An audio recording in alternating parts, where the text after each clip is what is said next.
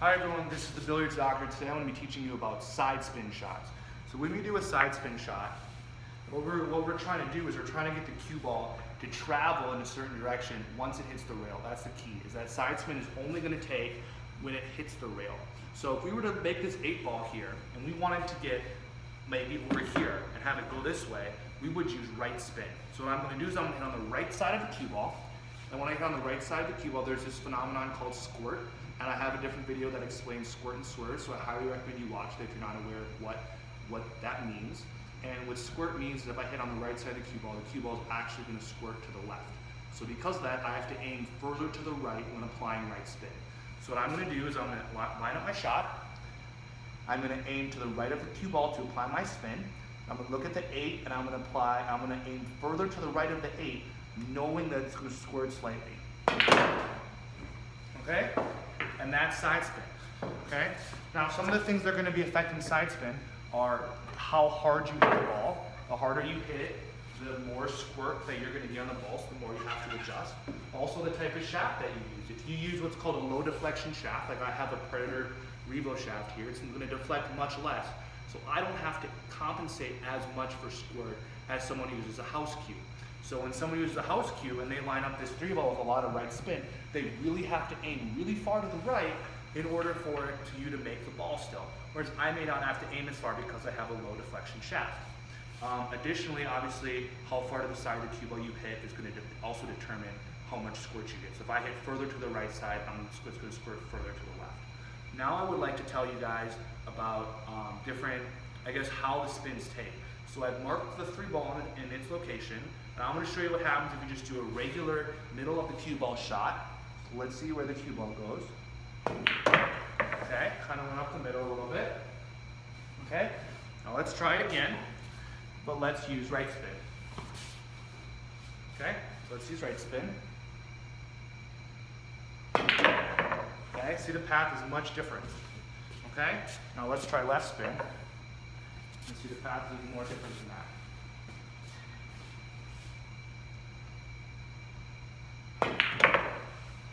See, very, very different paths of the cue ball.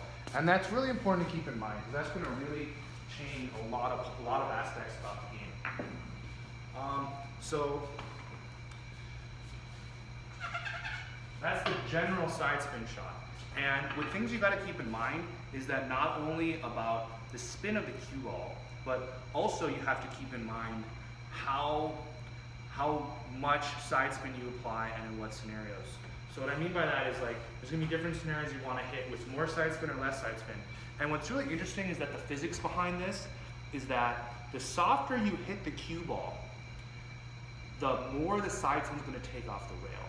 And that's really interesting. The harder you hit the cue ball, the more the cue ball is going to become straight off the rail instead of taking your side spin. So what I mean by that is if I line it up here on the dot, and I aim for this diamond here with the cue ball, and I hit it pretty hard with lots of side spin, the cue ball's still going to get good side spin right in the pocket. That's pretty decent. But if I hit it softer with the same amount of side spin, so hitting on the same part of the cue ball is actually going to hit this diamond and it's going to shoot further to my right because it's going to take more off the rail than if I didn't have any side, than if I hit it really hard. See that? Cue ball hit right about here, which is much, much more. So keep that in mind when you're doing your different shots where you're trying to bank, you're trying to kick at a ball. Just really, really try to keep that in mind. One other thing that's really important is the type of side spin you use when you're doing what's called running English or reverse running English. So what I mean by that is that if I hit this 8-ball with right spin, we saw earlier that the cue ball actually speeds up. So when it makes contact, the cue ball is sped up. See how it's sped up, went all the way around the whole table, okay? That's because it has what's called running English. If we were to do reverse English, we're going to notice that the cue ball is actually going to slow down after it hits the rail. If I do reverse English, so left English in this case, see I hit that pretty much just as hard and it barely went anywhere. So the key about that has to do with the tangent line aiming system.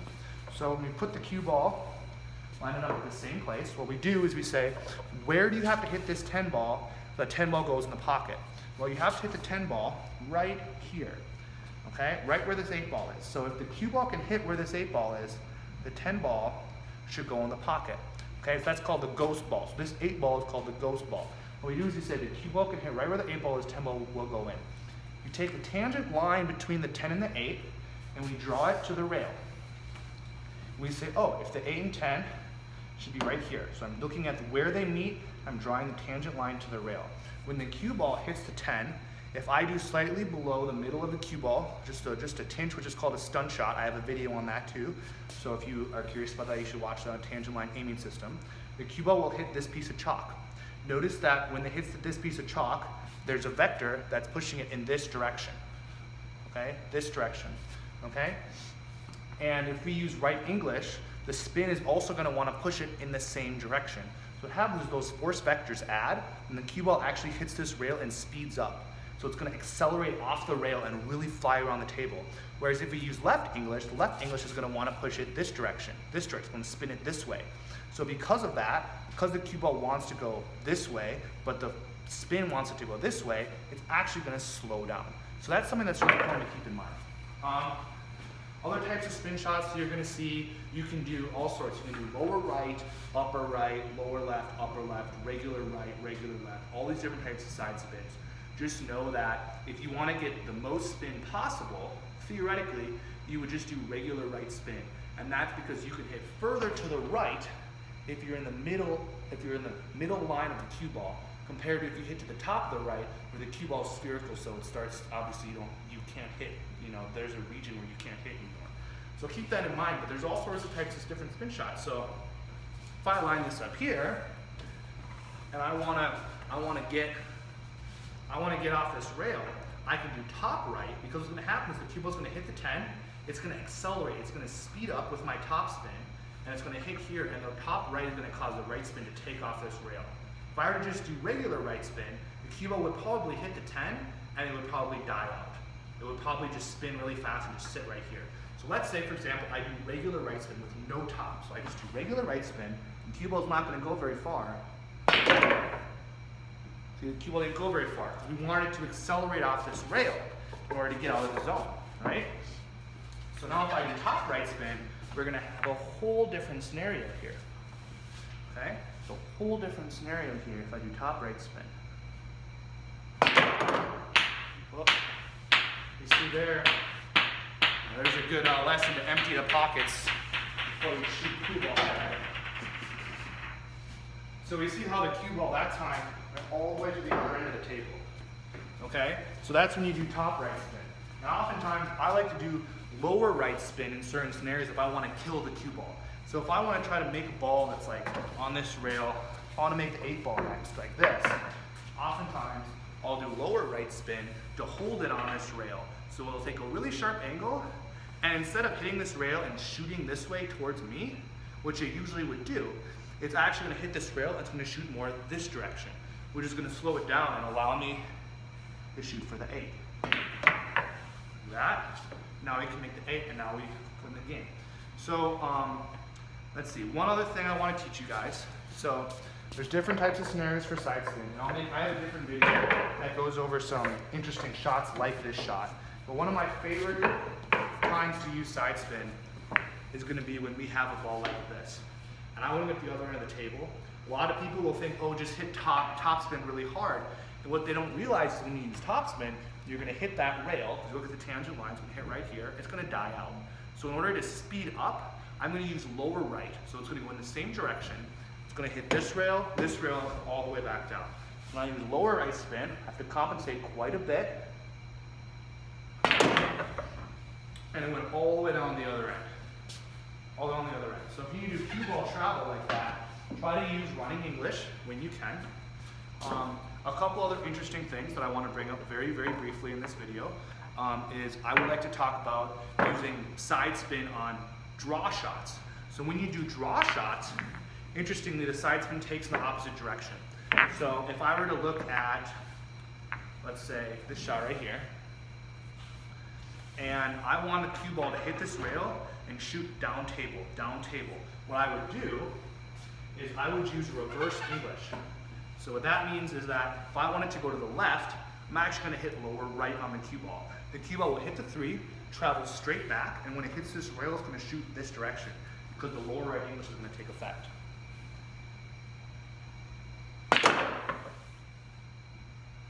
See that? So when it hit this rail, it shot more out that way.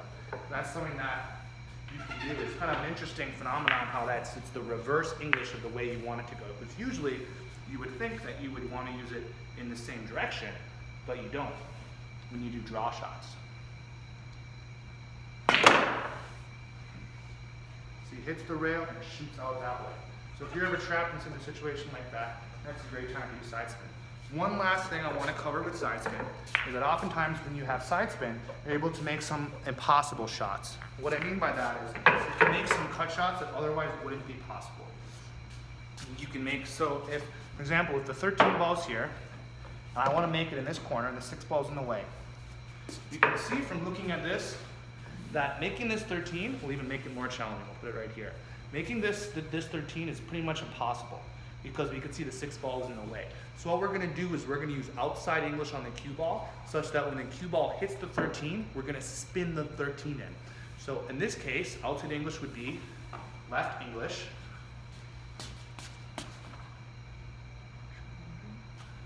Okay, as you can see, it's still impossible to make. So we're going to use left English on this one, and it's going to hit the 13 ball, it's going to spin it into the pocket, okay? So we're going to hit left English, we're going to spin it in the pocket, okay? And you can make some really crazy shots like that that would otherwise be impossible by doing that type of spin. Anyways, this is the Billiards Doctor. Thanks for watching. Stay tuned for more videos.